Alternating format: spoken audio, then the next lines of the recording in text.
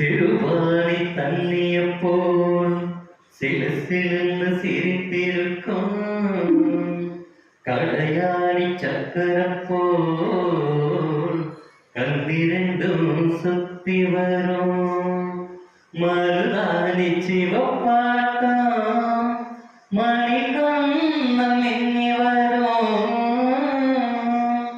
மகராசி அழகையெல்லாம் மலர் காத்து பாடி வரும்.